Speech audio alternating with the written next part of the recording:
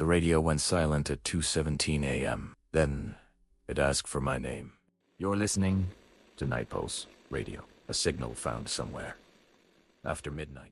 The storm has been raging for 3 days. Tonight, it's at its worst. A deep winter blizzard, swallowing everything in white. I'm alone here at the relay station.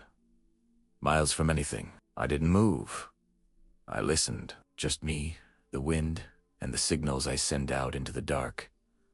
The clock on the console glows. It's well past midnight.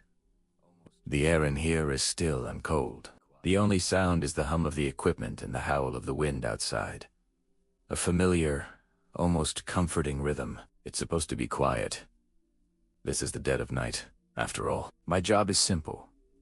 Keep the signal alive. Keep the connection to the world open. A thin, electronic thread through the storm. The clock ticks over to 17 a.m. And then, silence. Not a fade, not a crackle of static. The broadcast simply stopped. The hum of the main transmitter vanished. Complete, utter silence. No signal. No static. Nothing. It's wrong. Radios don't just go silent like that. There's always something. A hiss. A ghost of a signal from a distant city. But now, there's nothing. An empty void where there should be sound. My breath hangs in the cold air. The silence is heavier than the storm. It feels deliberate. I run through the checklist in my head. Power failure. No. The lights are on. The backup generator would have kicked in. I press the reset button. Nothing. I cycle the power. The console lights blink, then return to their steady, silent glow. The signal is gone. Outside, the storm seems to find a new voice. The wind shrieks, hammering against the thin walls of the station. It's louder now, as if the silence inside has given it permission to scream. I feel a sudden chill that has nothing to do with the temperature. Then, a flicker of light from the corner of the room. The old backup receiver, a relic from decades ago, powers on by itself. Its analog dial begins to glow faintly. I didn't touch it. It's not even part of the main system anymore. I watch, frozen, as the needle on the frequency dial starts to move. Slowly, deliberately. It isn't sweeping randomly. It moves like a hand is turning the knob. Searching. It stops. The speaker crackles. A voice emerges from the static.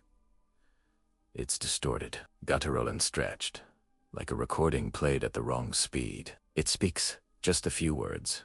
Is anyone still there? My blood runs cold. The voice is not from any broadcast I know. It's not a distress call. It sounds ancient. And it sounds close. My hand trembles as I reach for the transmit button on my own console. I should respond. It's my job, but I can't. The voice speaks again, the distortion wavering. And 'tis time. It says my name. It knows my name. The sound fills the small room, a personal, terrifying question hanging in the air. How could it know my name? I look at the signal strength meter on the backup receiver. The needle isn't steady. It's rising and falling in a slow, rhythmic pulse. Up, then down. Up, then down. Like breathing, a slow, deep inhalation and exhalation of static and signal. The sound is in the room, but it also feels like it's inside my head.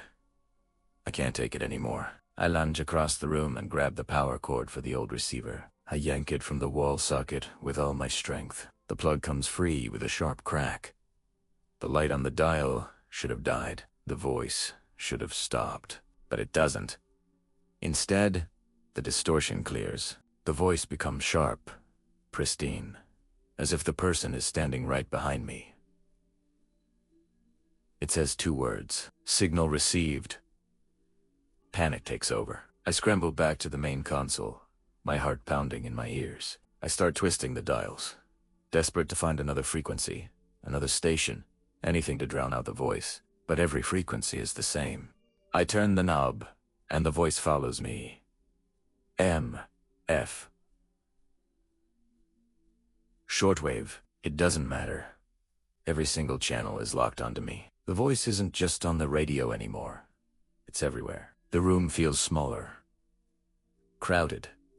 I can't see anything, but I feel a presence. A weight in the air. The feeling of being watched by more than one pair of eyes. The silence I craved earlier is now a distant memory, replaced by a suffocating, invisible crowd. I don't remember the next few hours clearly. I waited. Too long. I just remember sitting there, rigid, as the voice continued, sometimes whispering, sometimes just breathing. I waited for the sun, for the first hint of gray light on the horizon. When it finally came, breaking through the edge of the blizzard, I didn't hesitate. I grabbed my coat and burst out the door, leaving everything behind. The cold air hit me like a physical blow, but it was a relief. The storm had broken. The wind was gone. The sky was a pale, clean slate. Everything was silent again. Truly silent. I took a few steps away from the station, my boots sinking into the fresh, deep snow. I was about to start the long walk back toward civilization when I stopped. I turned back to look at the relay station one last time. The building stood dark and still against the white landscape, and there, in the otherwise untouched blanket of snow, was a single set of footprints. They weren't mine. They led from the edge of the woods, straight to the door of the station. But there were no tracks leading away, just the ones leading in. As I stood there, a faint sound carried on the still morning air. It was coming from the station, from the radios I had unplugged. They were still transmitting, and they were calling my name. This was Night Pulse Radio. If you're still listening, the signal will return tomorrow night.